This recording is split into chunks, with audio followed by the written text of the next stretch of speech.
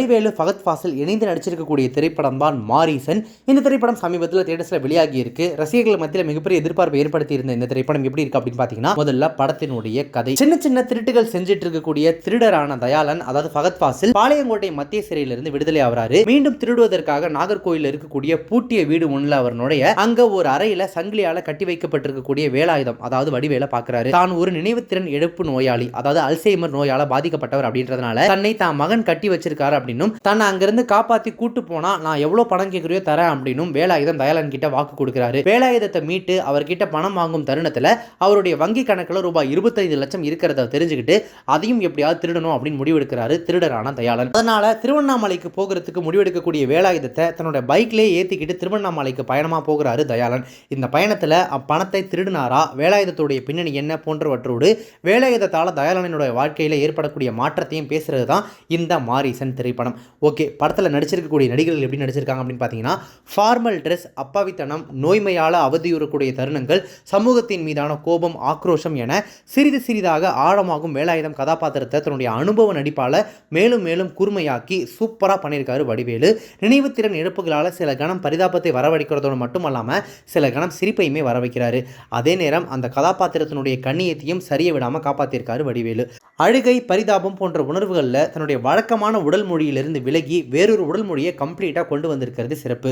துருதுருப்பும் புத்திசாலித்தனமும் கொண்ட சேட்டைக்கார திருடராக ஃபகத் ஃபாசில் குறைவில்லாத நடிப்பை வழங்கியிருக்காரு. அதே நேரம் எமோஷன் ரோட்லையும் பிசிறு தட்டாத பங்களிப்பை கொடுத்திருக்காரு.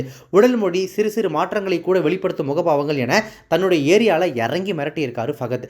சித்தாரா உணர்வுபூர்வமான காட்சிகளுக்கு கை கொடுக்க விவேக் பிரசன்னா, கோவை சரளா ஆகியோர் கொடுத்த வேலையை செஞ்சிருக்காங்க. தொழில்நுட்ப ரீதியாக, அதாவது டெக்னிக்கல் அஸ்பெக்ட்ஸில் இந்த மாரீசன் திரைப்படம் எப்படி இருக்குது அப்படின்னு பார்த்தீங்கன்னா, பைக் பயணம், நெடுஞ்சாலைகள், கிராமங்கள் நிறைந்த முதல் பாதி பயணத்தை தன்னுடைய ஆர்ப்பாட்டம் இல்லாத இயல்பான ஒளிப்பதிவால் அலுப்பில்லாத பயணமாக மாற்றியிருக்காரு படத்தினுடைய ஒளிப்பதிவாளரான கலைச்செல்வன் சிவாஜி. ஸ்ரீஜித் சாராங்கின் படத்தொகுப்பில் அங்கங்கே சில காட்சிகள் கோர்வை இல்லாமல் தாவும் உணர்வை உண்டாக்குது. அதனாலேயே சில இடங்களில் அந்த ஜம்ப் கட்ஸ்ன்னு சொல்லுவாங்க இல்லையா, ஒன்றுக்கு ஒன்று தொடர்பே இல்லாமல் மாறக்கூடிய காட்சிகள், அந்த மாதிரியான சில இடங்கள்லாம் குழப்பத்தை உண்டாக்குது. யுவன் சங்கர் ராஜாவுடைய இசையில் ரீமிக்ஸில் இளையராஜாவினுடைய நேத்து ஒருத்தரை பார்த்தோம் பாடல் வைப் ஏற்றுது.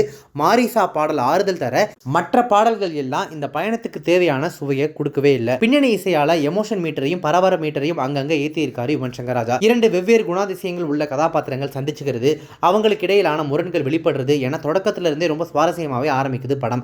வடிவேலுனுடைய நினைவுத்திறன் இழப்பால ஃபகத் ஃபாசில் படும் பாட்டையும் பணத்தை திருட அவர் எடுக்கும் முயற்சிகளையும் சின்ன சின்ன ட்விஸ்டுகளோடு சிரிக்க வச்சது கண்டிப்பாக சிறப்பான விஷயங்கள்ல ஒன்று. சிரிப்பாளைகளுக்கு இடையில வேலாயுதம் கதாபாத்திரத்தின் பின்னணியையும் அதோடு சேர்ந்து சில மர்மங்களையும் கூட்டுவது திரைக்கதையை இன்னுமே செறிவாக்கியிருக்கு. அதுலேயும் அந்த இடைவேளை இருக்கு பாருங்களேன், சுவாரஸ்யத்தோட பீக் அப்படின்னு சொல்லலாம். இது வரைக்கும் ஒரு மாதிரி ஸ்லோ பண்ணா அங்கங்கே சின்ன சின்ன சிரிப்பு, அட் தி சேம் டைம் ஒரு மாதிரி ஏற்ற இறக்கங்கள் பெருசாக இல்லாமல் போயிட்டு இருக்கக்கூடிய திரைக்கதையில் அந்த இன்டர்வல் சீன் தான் அப்படி நிமிர்ந்து உட்கார வைக்கக்கூடிய அளவிற்கான ஒரு பேங்கர் டர்ன் அப்படின்னு சொல்லலாம். இரண்டாம் பாதியில் இரண்டு கதாபாத்திரங்களும் வெவ்வேறு பரிணாமங்கள் எடுக்குது. அதற்கு ஏற்றாற் போல திரைக்கதையும் கேரை கூட்டிக்கிட்டு த்ரில்லர் பாதிக்கு மாறுது. அதே நேரம் இரண்டாவது பாதிக்கு அச்சாரமாக இருக்கக்கூடிய அந்த பின்கதை ஃப்ளாஷ்பேக் புதுமை இல்லாமல் யூகிக்கும்படி வர்றது மிகப்பெரிய மைனஸில் ஒன்றா மாறிடுச்சு. அதன் மேம்போக்கான திரையாக்கமும் பின்கதையில் அழுத்தத்தை குறைக்க முயல வடிவேலு, சித்தாரா ஆகியோருடைய அடர்த்தியான நடிப்பு ஓரளவுக்கு அந்த குறையை மறைக்குது. இதற்கிடையில் வடிவேலு, ஃபகத் ஃபாசில் ஆகியோருக்கு இடையிலான உறவு முதற்பாதி தந்த நெருக்கத்தோடு இறுதி வரை அழுத்தம் திருத்தமாக நகர்வது படத்தினுடைய மிகப்பெரிய ஆறுதல்களில் ஒன்று. அதீத ஹீரோயிசத்தால் லாஜிக் இல்லாமல் நடக்கக்கூடிய பழிவாங்கும் படலம், தேவையில்லாத ஆக்ஷன் காட்சிகள், எமோஷனை வலிந்து திணிக்கக்கூடிய வசனங்கள் போன்றவற்றால் அது வரைக்கும் இருந்த சுவாரஸ்யம் இரண்டாவது பாதியில் கொஞ்சம் கொஞ்சமாக தடம் புரளுது. வழக்கமான ஹீரோயிச பிம்பத்தில் வரக்கூடிய அந்த இறுதி காட்சியை சின்ன சின்ன ட்விஸ்ட்டுகளும் நெகிழ்வான வசனங்களும் சேர்ந்து மட்டும்தான் காப்பாற்றுது. மொத்தத்தில் இந்த மாரீசன் திரைப்படம் எப்படி இருக்கு அப்படின்னு கேட்டிங்கன்னா, இரண்டாம் பாதி சின்ன சின்ன இடர்களை கொடுத்தாலுமே மாய பொன்மானாக, அதாவது ராமர் எப்படி சீதைக்காக தேடி போனார் இல்லையா, அந்த மாய பொன்மானாக வந்து நம்மளுடைய மனதை கவர்றாரு இந்த மாரீசன் திரைப்படம். தியேட்டரில் போயிட்டு பார்க்குற அளவுக்கு ஒர்த்தா அப்படின்னு கேட்டிங்கன்னா, நான் ஆல்ரெடி ரிவ்யூவில் சொன்ன மாதிரி ரொம்ப சுவாரஸ்யமான ஒன் லைன், ரொம்பவே சுவாரஸ்யமான திரைக்கதையினால் அந்த ஃபர்ஸ்ட் ஹாஃப், அந்த இன்டர்வல் இதெல்லாம் உங்களை கண்டிப்பாக வந்து ஒரு மாதிரி எக்ஸைட் பண்ணும். அந்த எக்ஸைட்மெண்ட்டோட நீங்கள் செகண்ட் ஹாஃப்காக வெயிட் பண்ணி பார்த்தீங்க அப்படின்னா, அந்த செகண்ட் ஹாஃபில் வரக்கூடிய அந்த நிறைய லாஜிக் மிஸ்டேக்ஸாக இருக்கட்டும், ஒரு சில அந்த ஸ்க்ரீன் பிளே மிஸ்டேக்ஸாக இருக்கட்டும், அதெல்லாம் உங்களை சின்னதாக டிசப்பாயிண்ட் பண்ணலாம். பட் அதுக்காக தியேட்டரில் உட்காந்து பார்க்கவே முடியாத படம் அப்படின்லாம் கண்டிப்பாக சொல்லிடவே முடியாது. நான் சொன்ன மாதிரி 2 நட்சத்திரங்களும் சேர்ந்து கொடுத்திருக்கக்கூடிய அந்த பீக் பர்ஃபார்மன்ஸ், தொழில்நுட்ப ரீதியாக படத்தை பிரசன்ட் பண்ணியிருக்கக்கூடிய விதம் அண்ட் நான் சொன்ன அந்த சுவாரஸ்யமான திரைக்கதை, இது எல்லாமே சேர்ந்து படத்தை கண்டிப்பாக உங்களுக்கு போர் அடிக்காத ஒரு நல்ல படமாக தான் பிரசன்ட் பண்ணியிருக்கு. பட் இருந்தாலும் நான் சொன்ன மாதிரி சில விஷயங்கள்லாம் உங்களுக்கு உறுத்தலாக இருக்கிறதுக்கான வாய்ப்புகள் இருக்கு. மற்றபடி தியேட்டரில் போயிட்டு பார்க்குற அளவுக்கு ஒர்த் வாட்சபிளான மூவி தான் இந்த மாரிசன். மேபி உங்களுக்கு படத்தில் இருக்கக்கூடிய குறைகள் பெருசாக தெரிஞ்சாலுமே கூட ஒன் டைம் வாட்சபிள் அப்படின்னு சொல்லப்படக்கூடிய ஒரு திரைப்படம் தான் இந்த மாரிசன். இந்த படத்தில் நடந்த ஒரே பெரிய தப்பு என்ன தெரியுமா? இந்த படம் தமிழில் ரிலீஸ் ஆனது. இதே திரைப்படம் ஃபகத் ஃபாசில் மற்றும் வேறொரு நடிகருடைய நடிப்பில் அங்கே மலையாளத்தில் ரிலீஸ் ஆயிருந்துச்சு அப்படின்னா இந்நேரத்துக்கு நம்ம ஆளுங்க வாவ் இப்படி ஒரு மலையாள படம் வந்திருக்கு அப்படின்னு சொல்லி தமிழ்நாடு தியேட்டர்களில் போய் இந்த படத்தை பார்த்து கொண்டாடி தீர்த்திருப்பாங்க.